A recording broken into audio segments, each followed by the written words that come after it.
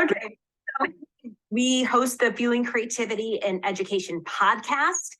And to give you a little background on this podcast, we work to bridge the gap between creativity researchers and classroom practice.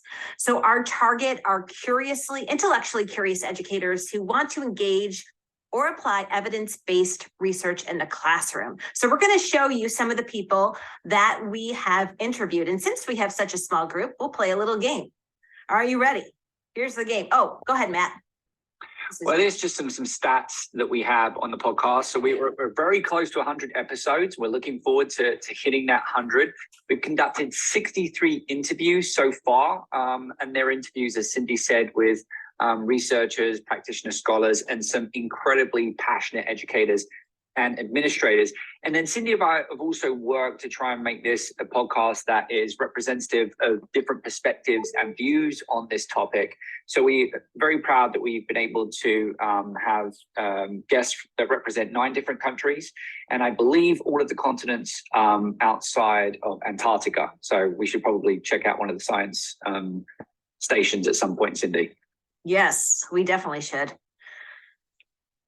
So we have 190 tips that we have accumulated over the course of the last 2 years. And what we've done is we have taken those tips and we have brought them into the top 10 based on the themes that have come up continuously throughout the podcast. So we're going to be going through those, but first we're going to play a little game. Are you ready?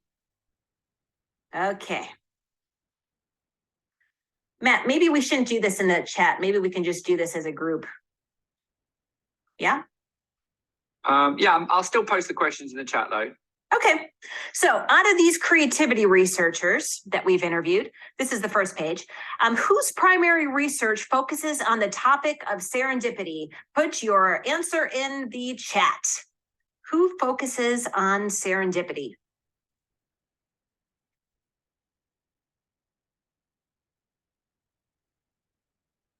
And we'll add that the first one, we're in this quiz, it is a competition, and it will be the first person to post in the chat or say the person's name will get a Fueling Creativity and Education podcast mug. And if you don't know, guess. Okay, we got Bighetto, Sally Reese, no. Nope.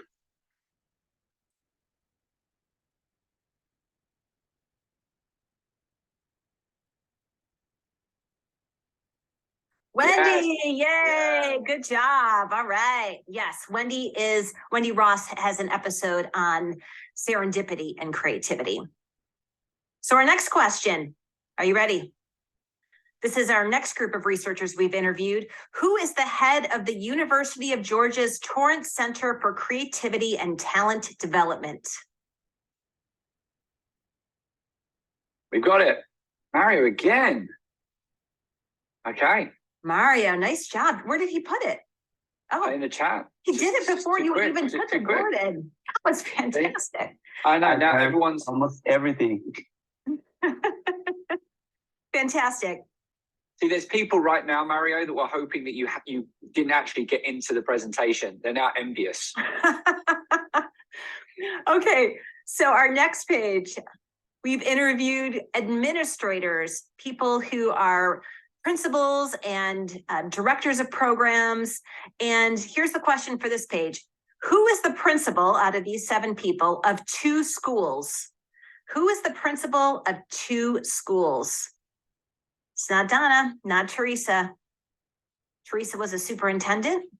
Donna is a head of school at Inley in Boston.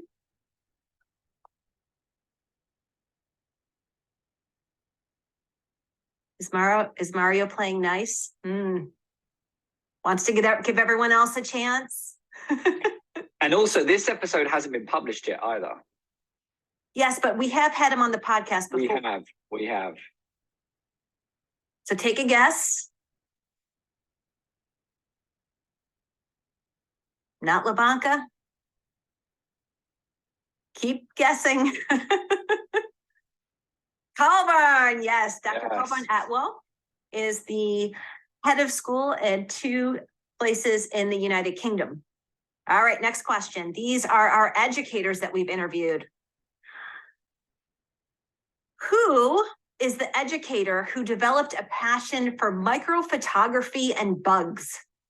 Microphotography and bugs.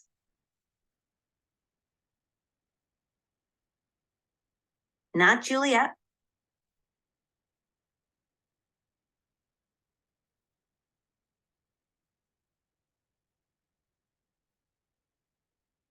And as you're guessing, it's been great having teachers talk about their passions and how those passions find their way into the classroom environment. And this is a particular passion that we absolutely love talking about. Yes. And they've also got a couple of books on the topic. So Caroline talked about maker spaces, and Carrington talked about creativity in his classroom, but he wasn't a bug fan, so it wasn't him. It was B. It was B, yes.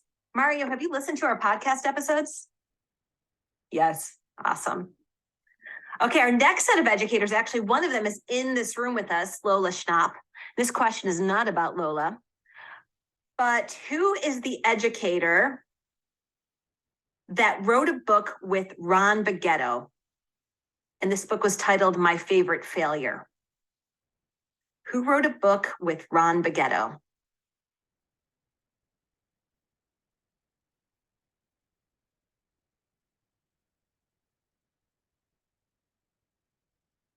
Take your guess. It was a great, it's a great episode when we're talking about the feelings behind failure as well. Yes, it was Laura McBain who wrote a book with, and she's out of Stanford D School, and she works with students, the K through 12 students at the D School, and she wrote a book called My Favorite Failure with Ron Bagetto. The next one, these are our practitioners in creativity. Who is a futurist and first introduced the topic of cobots, meaning collaborating with artificial intelligence and robots? And then when we say first, we should clarify it was the first time Cyndi and I had that topic on the show. It's since been a prominent theme on the show, but I was the first person to introduce it on the show, and it was in season 1. I see Tamara's there. Tamara, don't be afraid to fail. And Tamara was actually one of our interviewees as well. So who is the futurist?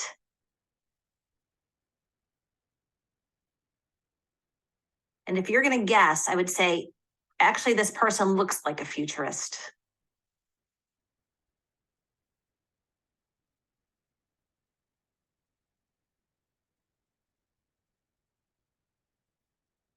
No one wants to guess? Alexander, yes, Brian Alexander is a futurist. Excellent. And finally, by the way, we wanted to make this more interesting than just showing you pictures. That's why we're playing this game. So the final page, who speaks about the 3 C's, curiosity, creativity, and courage? Who speaks about the 3 C's? This is an international practitioner, works around the globe, specifically in Korea. Pierre is not him. He spoke about Dream Machine. Yes, it's Monica. Yes, it was Monica. All right. So who gets the coffee mug, Matt? It is Mario. Thank you. I was worried about having to tally this up. Very difficult. I haven't even added it up. Is there anyone who thinks I'm wrong? Okay, fantastic. Awesome. Brilliant. Matt, over to you. So really what this presentation is about, as we said, we had 190 plus tips that we've had now from our 63 plus guests, and all of them get the same question at the end of the podcast. You know, what 3 tips would you give to educators to help them bring creativity into the classroom? And as Cyndi referenced at the very beginning, what we did is we took all of these tips and we put them into a Google document, and we kind of identified different themes within these tips, and we eventually narrowed it down to 10 tips that we think have been relatively prominent, if not extremely prominent, on the podcast. And what we're going to do is we're going to take you through these tips, and at the end have a little bit of survey to get your feedback on those tips. All right. So the first one is initiate discussions on creativity. Initiate discussions on creativity. And if you could just cycle through to the next slide, Cyndi. Mm-hmm. We know within educators and professional development theories that there is significant value in having faculty, teachers interact with each other, share their ideas, and engage in discussions, scholarly discussions about their classroom environments and about their disciplines. And here are a few of the things that we felt related to that. You know, we don't necessarily always talk about what creativity means, and we don't necessarily ask our colleagues to think about what creativity means in different disciplines. So we think it's a great tip to go and engage educators in those types of conversation, and also come up with your own definition. I think there's opportunities sometimes in sessions, I certainly do it with my students, to come up with what creativity means within your topic. So when I work with teachers, for example, I quite often say, how do you think creativity applies to your practice in a classroom environment? And again, these can initiate some really fun discussions around creativity to get us thinking about it. And then just also be aware of how we talk about creativity at home and in the classroom. Be mindful. Are we unconsciously informing some of those stereotypes that we know exist around the topic of creativity? So we're not going to go through all of the tips and provide you with these bullet points, but for some of them that are less obvious, we will do. And that is tip number 1, initiate discussions on creativity.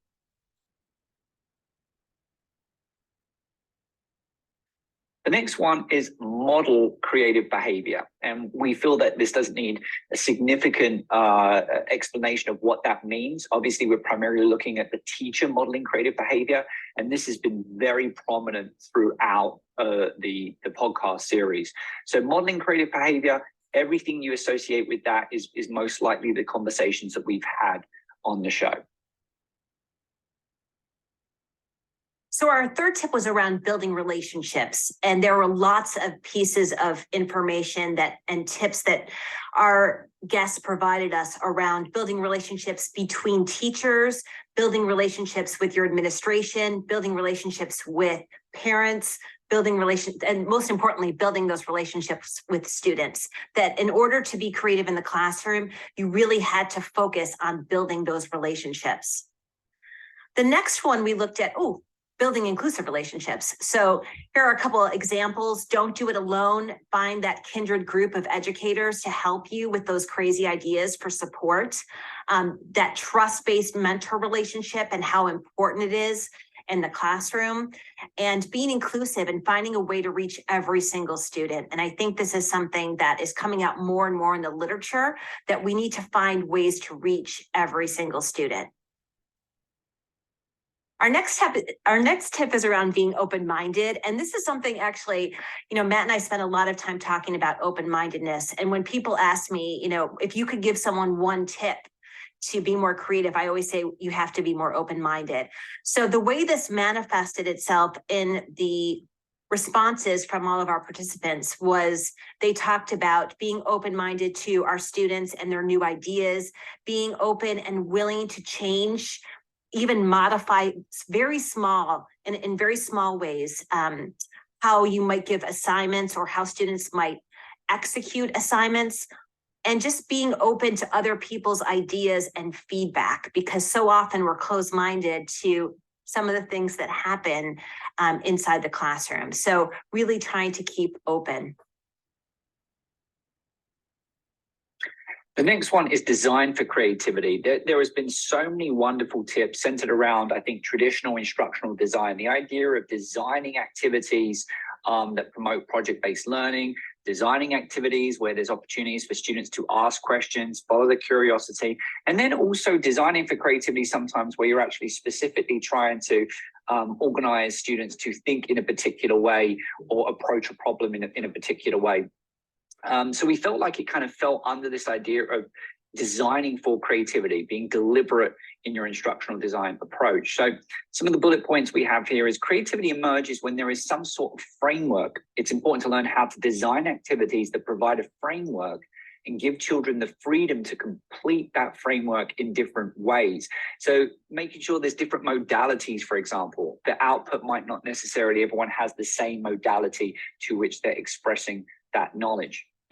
Provide a scaffolded design process so students know what they're expected to know, do, and engage with during specific parts of the design process.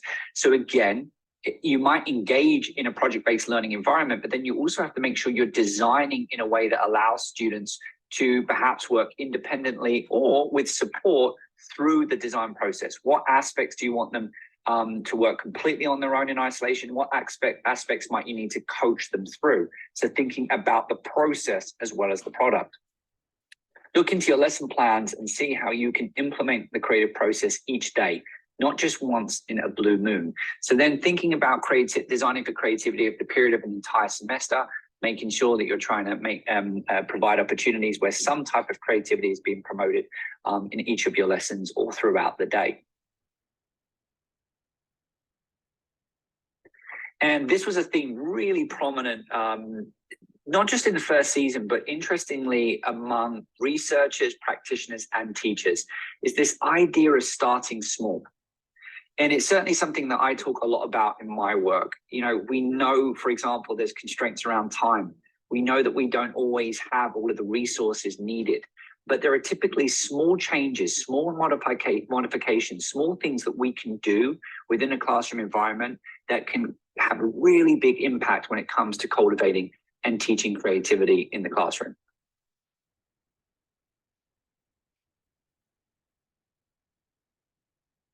And the seventh one is ask questions. And I think that needs no explanation, but certainly that came up a lot on the show. I would say that came up as a tip in probably 10 of the interviews, is around the curiosity and asking questions and provoking those questions as well. Number 8 is all about teaching failure. And I'm going to give a shout out to my good friend, Barney Salzberg, who I sent this picture of spilled coffee. And I said, can you turn this into something fun? But this is all about teaching failure to your students and teaching them how to take risks, how to deal with the failure, how to work through iterations, and how to be more resilient with their creativity. So, you know, trying something new, knowing it could fail, modeling that goes back to one of the other tips, but modeling that failure, showing them that it's okay to fail, and really deliberately building that into the classroom. Giving students choice. This one came up over and over again. And when I was looking for visuals for each of these tips, I was like, yeah, that's pretty much it. You don't always just want a black coffee, right? You want to have just different flavors of it, or you want to make it cold, or you want to add whipped cream to it or milk. And the same is true with how we give students assignments, that sometimes if we have that capability to give them that flexibility to create something out of what they learned instead of just write a paper, or to think about another way to showcase what they've learned, can give them so much that can empower them in such meaningful ways to create things and to learn things. So giving students choice, one of our top skills, or one of our top strategies. Yeah. And the last one is nurture creative potential. Now, we did have a specific episode that explored this idea of nurturing creative potential, but we actually also saw it as a theme throughout the seasons that we've done so far. Every single student has some type of potential, and a lot of that potential is also connected to different interests and talents that we see in the show. You know, there was a wonderful quote where one of our guests said, every child has an interest. And yes, it can be very difficult to find those interests, but if we can recognize that every child has an interest, the chances are they're very curious about that topic, we can nurture it, and then they can begin to manifest that creative potential. And then also creative potential exists in all of us as educators as well. it's very much connected to mini-C, the new discoveries that we can make, the new ideas that we generate, but then we have to bring them to fruition. We have to go and actually explore them and develop them in the classroom environment so we can get them to transition up to the little C on the 4C framework. So this creative potential piece is something that we cherish a lot, and we think it is very closely associated with interests, talents, and also passions. Now, Matt is going to give you a little bit of a survey. And so we'd really like your thoughts around the survey. He's going to put the link in the form. It won't take you more than 2 minutes to complete. So what we'd like you to do is complete the survey and then join us back here. And we're going to open up the discussion for questions, comments, thoughts, ideas. Could I make you co-host again? I would love to make you co-host, Molly. Thank you. Okay, so I've just shared the link in the chat. Mario, just in case we don't have your address, if you could send a private DM message during this period as well to make sure that Cyndi's got your address. And I will get ready to share my screen, Cyndi. Okay.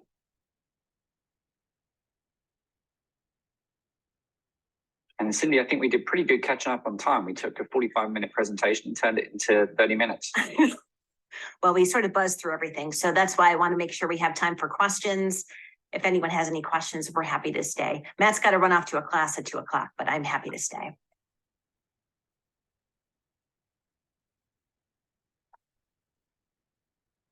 So take a minute if you wouldn't mind.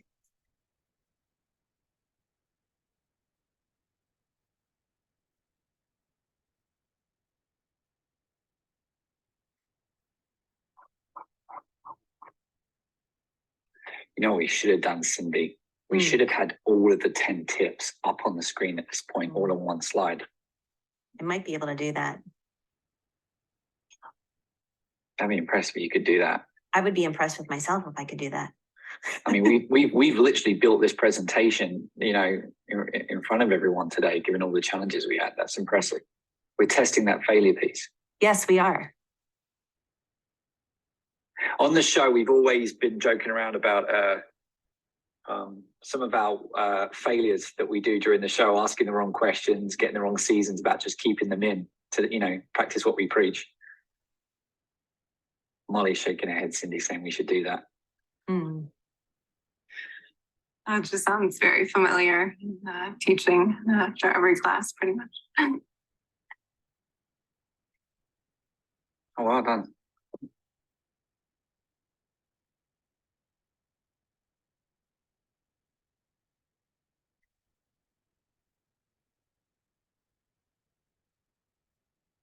It's probably about as good as I can get. It's good. I know we've actually got, I'm just going to quickly get ready to share my screen. I'm going to see if I can just.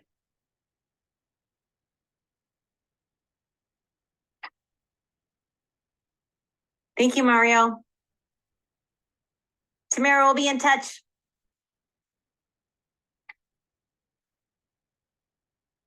All right. Okay, and when you're ready, if you're ready. We've got enough. I'll share my screen now. Okay. And it might update in real time. Okay. So you should see my screen in the browser.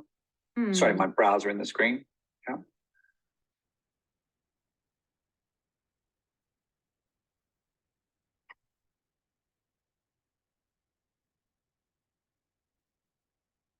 Nice. It's great to see that model creative behavior, because I know that was it was really common, particularly with the educators as well that were on the show. And it doesn't surprise me about being open-minded or teaching failures.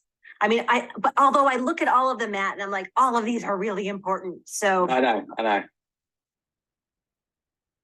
I think the modeling is so important there. I mean, because when you model it, people follow after you. I mean, we've all had these experiences where you're in a group and folks are sharing ideas, and all of a sudden, very little training, people pick right up on it. So great stuff.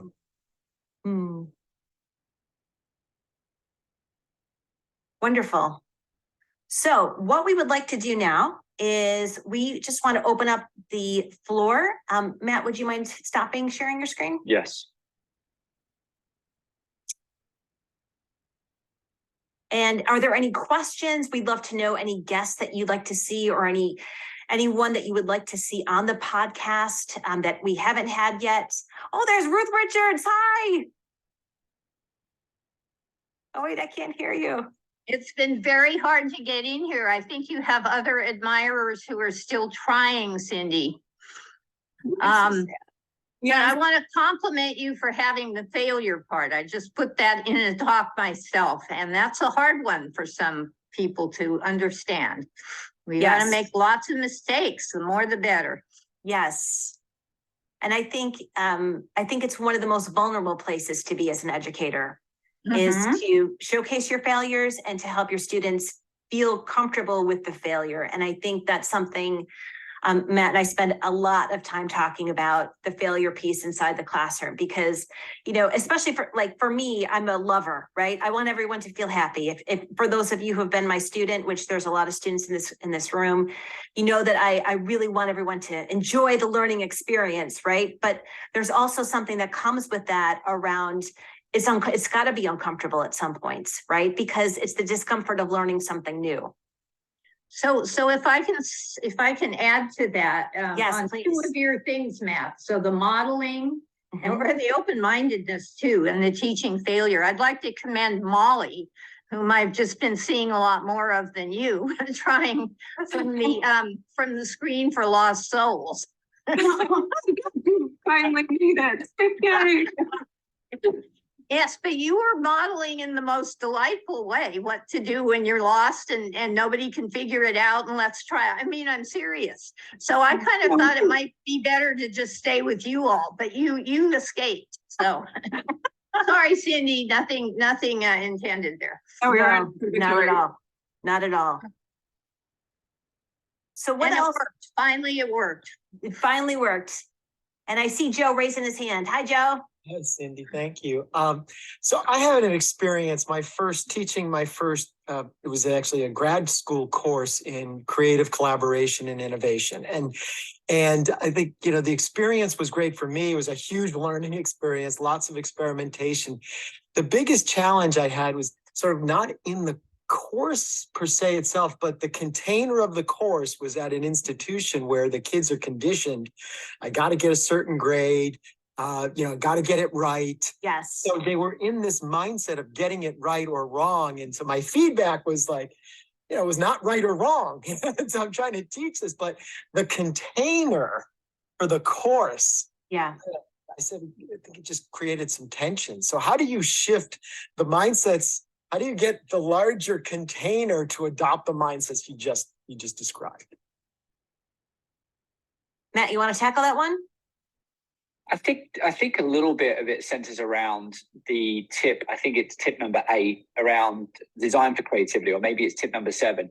But you know, when we're designing a learning experience, again, it comes to this idea of working, what I always say, inside the box, right? Thinking about the constraints that exist inside the box. And sometimes there are cultural constraints. We're working with a certain type of cultural way of doing what students might expect. I've been having a great conversation at the moment with my students around, should I accept late work? Because I keep joking around saying, hey, I'm thinking next semester I'm going to stop, accepting late work, because we're doing a design thinking class and we're actually looking at revising a learning management system. And so there's a lot of things that are being expressed about instructors and how students respond to the normal behaviors of those instructors. I know Professor Worwood is more likely to accept late work versus another professor who is less likely to accept work. So those kind of like cultural behaviors, I think, is part of the things that we have to design for. And we have to recognize what is in our power to do. We probably can have an influence, we will have an influence on the culture that exists in our classroom environment, or even our own online learning experience.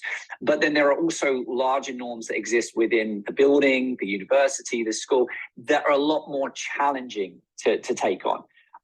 And so perhaps again, that switches to another tip, which is to start small. If you want to take on a larger cultural piece, how can you take it on in your small environment? Start small, and then perhaps we then go to another tip, discuss your creativity, share what you're trying in your class with your colleagues, And then perhaps other people can begin to adopt your practices. And then over time, you might actually lead to a shift in cultural expectations in the building, in the district, and so forth. That's my immediate thoughts. And of course, there'll be a lot of trial and error during that process. Thank you. Actually inviting them into the experiment right up front, maybe give you more permission to be different. Thank you. Thanks, Lola. Any other comments, questions, ideas, thoughts? Yeah, I wonder how much you've been talking about, since I haven't been here, what Freddie Reisman talks about, which is how you help the teacher develop her own creativity, and how that modeling is as important as anything. Yes, that has come up so much in terms of a number of things. One, I mean, obviously the queen of everyday creativity. And so I'm very excited you're here. Good Lord. And so I think one of the things is about looking at sort of your everyday creativity as an educator, both in terms of the way that you problem solve, and both in terms, and also in terms of taking on a creative hobby and making sure that you find your own creative spark and you share that with your students. One of the people we interviewed, B. Liederman, who was the bug photography. Sorry, my phone is going off. What she did is she had an interest in photographing, doing micro photography with bugs. And I thought this was the most bizarre thing I'd ever heard. Like, I was like, why would you take on micro photography? And all of a sudden, she found this interest. She brought it into her classroom. She wrote children's books about it. And it took on a life of its own, just from the spark of being interested in microphotography and bugs. So I really encourage people to make sure that, they start with themselves. It really is about starting with your own creativity. Now I'm going to turn off my WhatsApp. All right. And I'm just going to quickly respond to Dave before I have to leave. Sure. Dave, I've provided a response to one of your questions, but there's going to be an upcoming episode with Colvin Altwell, which I want to say is, I think, 2 weeks from. It's 2 weeks from. Yeah. So it's in 2 weeks. He's, I think, going to cover a lot of the things that you're talking about, and he's going to share some work around his research at the point where teachers, after a few years, begin to expand beyond what they've been taught, and how that's a very precarious point in a teacher's career, because we can lose teachers during that profession. But if they're at that point, but if they're adequately supported, then actually they have the confidence, to your point, to begin to expand and engage their creativity a little bit. But it's not something you typically see in the first couple of years, and that is covered in that upcoming episode. We also, our next episode is actually Zorana Ivshevix Pringle, who is our keynoter, and she talks about specifically how to bring creativity and emotions into the classroom. Bye, Matt. I know you have to go to class. Matt has a 2:00 class. Which I'm badly late for. Failure right there. Bye. Other questions, comments? I apologize. You all worked so hard to get into this session. I greatly appreciate you being here. No, I'll ask another question if I may. Absolutely. Yeah. How do you get to the teachers who really need this? The people who come to this special teacher graduate classes to learn about creativity tend to be really creative, or at least willing to try and risk. Yes. So how do you get to the broader group? That's a great question, and one I ask myself every single day, because it's very easy. And I always start with the ones that are raising their hands saying, I want this in my classroom, because they're going to be the role models at their schools. So that's one of my ways in, but it is still amazing to me. And I was working with a school recently, and the principal got up and she said, creativity is important. What Cyndi's saying is important. I want you to take risks. And at the same time, I'm saying, okay, what does a creative environment look like to you? And they were like, chaotic, terrible, horrible. And I'm like, wait a minute, stop the language, it doesn't have to be chaotic. It doesn't have to be terrible. Where did they get these constructs that creativity is a negative thing? And so really, one of the models that I developed is a STAR model. And if you've gone to the Creativity and Education website, you'll see that STAR. But the first piece is really helping them understand what creativity is and why they need it. Because I would say 95% of the time, people are still having the conversation that creativity is just about the arts. And it's so unfortunate because it's so much. I mean, the creativity in the arts is a piece and it's like one of the colors of the rainbow, but it's not the whole rainbow, as we all know, right?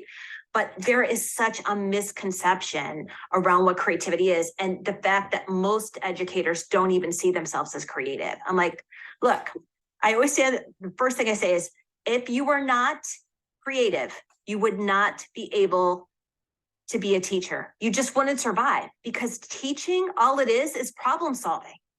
You walk into a classroom of third graders in any school, you're going to see that teacher problem solving nonstop. So if you can't solve problems, you're not going to make it as a teacher. And then they go, oh, it's about solving problems. Oh, okay. Yeah, I do that. So, I start with the hand raisers, and I also focus on those that the language that people are using. So it's like, even if, and then I always start with the keep open piece, which was one of the tips. So when I work with educators, I say, okay, number one, all I want you to do is keep open. If at the end of this 90 minutes together or day together, you're like, I don't like what anything Cyndi said, that's fine. But all I want you to do is try to keep open. And I would say 19 times out of 20, they will come and say, I'm really glad I kept open, because there were things that I realized how judgmental I was, how much I knocked down ideas and judged them. Because it's actually almost comical when I walk into schools and I'm talking to them about like how to improve on things. And they their arms are like, I don't want to hear it. I don't want to change anything. And it's like, oh, what if you want to learn something new? I don't have time to learn anything new. I'm burned out. I'm at my max. Okay. So what if I were to show you something that's going to like reignite that spark, that love of learning? Maybe they'll listen, but it's hard. I'm playing with Play-Doh right now. It's constantly just like starting small and hoping at some point I'm actually, the work that we're doing is going to make a difference. I'm still hopeful. That was my rant. I know there's a faculty session, but I'm here. If anyone would like to stay and talk, I'm here to talk. I'll raise one other question and then say goodbye. Okay, sounds great, Ruth. Okay, another misunderstanding, and that can be tragic, that I've dealt with a lot and with my colleagues, involves creativity and mental health. Yes. And everyday creativity is really our inheritance, our universal birthright, et cetera, right? But if we're really being open, we're going to come out with some weird things, because that's good. Yes. If we're brainstorming in a group. Okay, that is not acceptable to a lot of people, and they start thinking I'm going to go off the rails and become ill. Right. And so I'm now speaking as a psychiatrist too. There are patients who have stopped their meds that they really need because they think that is going to make them more creative. Wrong. No, this is such a problem. Wow. And if anyone wants references on this, believe me, we have them. But starting with the 2018 Everyday Creativity and New Views of Human Nature, right? So I think that every time I give a talk, I mention it because someone will come up and say, really? I didn't know that. Who had a mood disorder, who had whatever it was, and had thought that by being creative, they would be worse. So let me just ask this group. Is this something that you run into or think that you hear people say? If you're creative, this is going to send you off the rails? What do you think?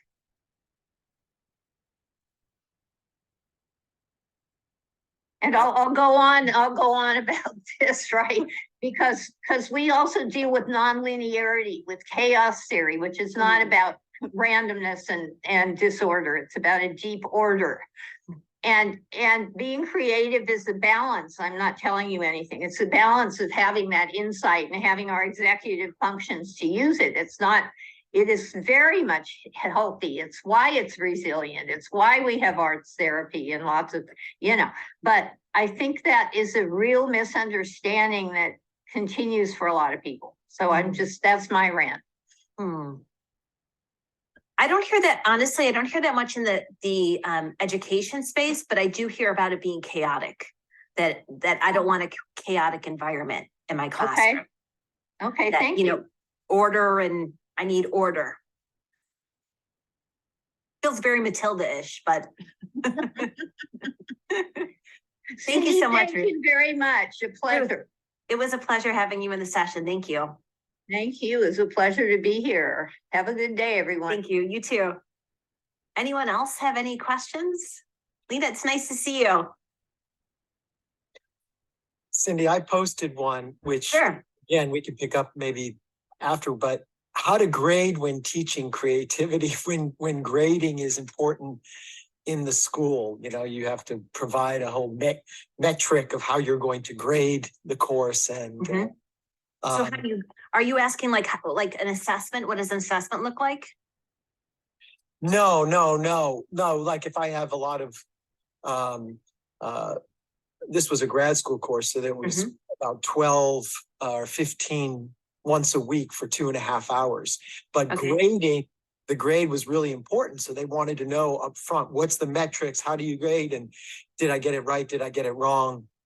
And so for me, that grading was I had a hard time figuring out how to grade when I wasn't trying to teach something that was a right or wrong. Right. Trying to teach something that was a practice. Right. Practice of these mindsets and these skills and these tools. And so for me, all it was is if you're really practicing it and exploring it and being open, you get a great grade. But that was at odds, if you will. It's fun. Well, and remember that if you're in a traditional educational system, you're used to you do these things, this is your grade. So when it becomes uncertain, and that's one of the problems I think of the educational system is, we're teaching kids for the one right answer, but most of life is not one right answer. Right. So how do we shift them out of that mentality? And I know when I used to teach I taught at Buff State for 20 years in the creative studies department. And when I would go to my undergrads, especially, they would say, okay, well, what do I need to do to get this grade? And what do I need to do to get, and it's like, okay, I just want to imagine for a moment, you're all going to get an A, right? Because you show up and you participate and you're engaged and you're practicing, right? And it made them so uncomfortable. But I'm like, that's okay to feel uncomfortable with that, because this is what you're preparing them for, right? Especially if you're teaching in, at the college level, you're preparing them for a world where they're not going to get a grade because they've executed 3 things, right? Or because they've gotten a right answer. They're going to get a paycheck, which is much better than a grade, right? So, oftentimes what I would actually have them do, especially on creative projects, which I was always uncomfortable giving students a creative project where I would say, okay, now what I want you to do is, create something, because I can't assess this person's creativity with this person's creativity, especially when they're creating different things, right? But if they are doing a self-assessment and they have to justify their self-assessment, what I always found every single time is they would give themselves a lower grade than I would have given them. So here's an assignment. I want you to create and build this. It's worth 30 points. Here are the rubrics you need to look at yourself. Was this putting my best foot forward? Was this, something that took all of the information to account? And then all of a sudden, they turned around something to me and they're like, I gave myself a 25. I'm like, okay. With like no reaction. They're like, was that what I should have given myself? I'm like, I don't know. You graded yourself. This was your own self-assessment. And doing that at the undergraduate and graduate level was a game changer. And it stuck. And so you accepted whatever they gave as the grade. Whatever they gave was what I put down in the notebook. And I never in all the years I did that, never had I had a student who gave themselves a 30 when they didn't deserve a 30. Yeah. And even those that gave themselves a 30, they come back and they'd be like, Cyndi, you know how I give myself a 30, I just want to justify. I'm like, no, I trust you. This was your work. You're giving yourself a grade. Here you go. And thank you, Lena. Yeah, I love the reflection part. Yeah. Oh, reflection is absolutely essential. Thank you, Lena. Yes. I am a student of Dr. Hollinger. I just want to say that this was amazing to listen to. Gives me hope for the future. Thanks, Brittany. Let's see. Shut off creativity. Oh, believe it isn't necessary. No, it's good. You know, I want to bring up what Brittany brought up, which is, you know, believe it's not necessary. They don't talk about it. And I think one of the tips, that first tip that we talked about, discussing creativity, is not done anywhere near where it needs to be. Like, every teacher should be talking in their classroom about creativity at some point, you know, how they view it, how they see it, what they could do with it, why it's important, all of those things. It's just not, when it's just shut out